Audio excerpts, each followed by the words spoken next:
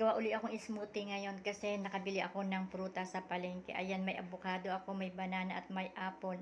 Lagyan din ng konting non-fat milk. Ayan, mag-blender na tayo. Hiniwa ko lang ang aking mga prutas at lagyan natin ng konting ice lang kasi malamig naman ang panahon ngayon. Ayoko na ng masyadong malamig. At nilagyan ko rin ito ng yogurt. Ayan, yung strawberry flavor na non-fat din. Maganda rin kasi ang yogurt sa ating kalusugan dahil meron itong probiotics. Nilagyan ko rin yan ng non-fat milk, konti lang. Pero hindi ko na siya lalagyan ng sugar kasi ang magsisilbing pampatamis na ay yung saging. Yung saging na ang may tamis. Tsaka yung apple medyo matamis din. At itong mga prutas na ito ay mataas sa vitamin C at may antioxidants. Itong smoothie na to ay napaka-healthy dahil puro ito prutas. Alam naman natin na ang prutas ay mataas ang fiber. Gaya ng banana, mataas yan sa fiber at potassium. Ganon din ang apple at avocado. Ng avocado nga ay good source of good fats. Yan ang avocado. Ayan.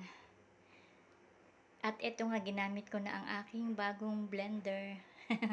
Ito ang unang pagbi-blender ko sa blender na to. Ayan. Konting tubig lang nilagay ko dyan.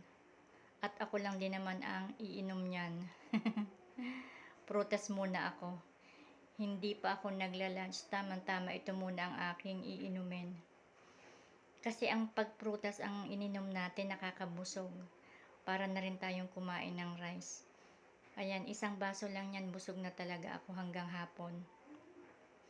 Kasi marami ring vitamina at minerals ang prutas. Ayan, kararating ko lang kaya ayan ang aking ginawa nung dumating ako, galing ako sa palengke. Tinanghali na ako. Inabutan pa nga ako ng ulan, ang lakas ng ulan. At nabasa ako. Kaya nagmamadali na ako. Ang lakas ng ulan.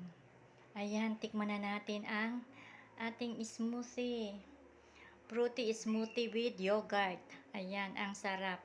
Hindi siya matamis. Para sa akin, tamang-tama lang yung tamis. Pero sa mga gusto ng matamis, pwede nyong lagyan ng sugar. Lalo na yung may hilig sa matamis. Lalo na yung mga medyo bata pa. Ayan, lagyan nyo na lang ng sugar. At pwede rin ng condensed milk ang ilagay para hindi na maglagay ng sugar. Pag condensed milk, pwedeng hindi na nalagyan ng sugar kasi matamis na yon. Ito ang nilagay ko lang, yung non-fat milk lang nilagay ko. Wala talaga siyang tamis. Ang tamis niya ay nanggaling doon sa mga prutas na ginamit ko dyan sa aking pag-shake. Ayan. Ayan, napaka-healthy nitong smoothie na to. At kung ano yung napapanahon na prutas, yon ang gagamitin natin. Napapanahon nga